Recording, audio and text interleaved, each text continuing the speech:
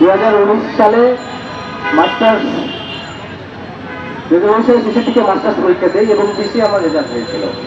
তো আপনারা জানেন এবং 20 থেকে 22 এই সালটা ছিল কোভিড পিরিয়ড এবং 24 সালের প্রথমেই আমার বয়স শেষ হয়ে যায়। সত্যিকার অর্থে আমি পেয়েছিলাম 2 বছর। বলেন আচ্ছা, যাই হোক, এমন অবস্থায় আমি তাকে এই 35 আন্দোলনের সাথে এসে আমার সম্মতি প্রকাশ করেছি এবং 35 আন্দোলন বাস্তবায়ন করার জন্য আপনারা জানেন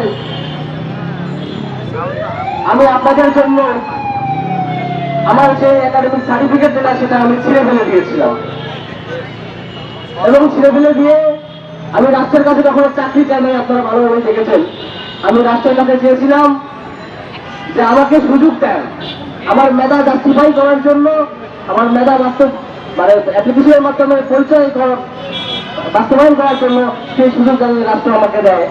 আমি সেই জন্যই কালকে কথা বলেছিলাম। আজকে 35 আন্দোলন আমি শুনে এসেছিলাম, আমি যখন এই বিশ্ববিদ্যালয়ে আসি না তার আগে থেকেই নাকি আন্দোলনটা চলে আসতেছে। তো এতদিনের এই আন্দোলন কেন বাস্তবায়ন হচ্ছে না?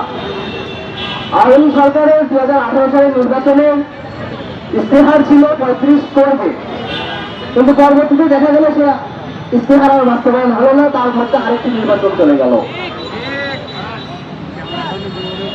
মাননীয় শিক্ষামন্ত্রী তিনি একটা ডিএলএটা জনবর্ষণ মন্ত্রণালয়ে পাঠিয়েছিলেন, কিন্তু আমরা দেখেছি কোন এক অশুভ অদৃশ্য শক্তির কারণে তিনি তার ডিএলএটা প্রত্যাহার করতে বাধ্য হয়েছেন।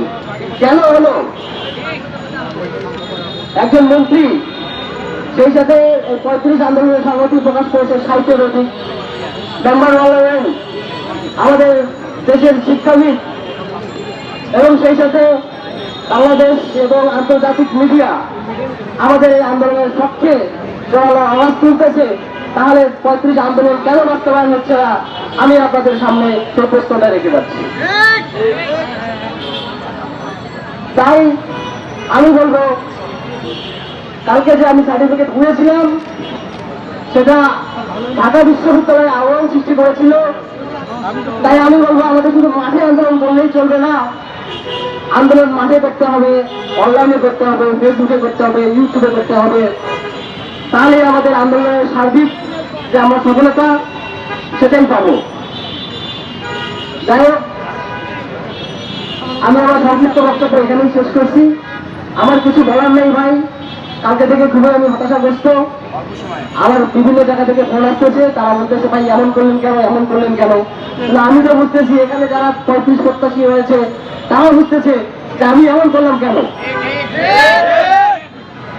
আমি আমার বক্তব্য এখানে শেষ করছি। আল্লাহ হাফেজ।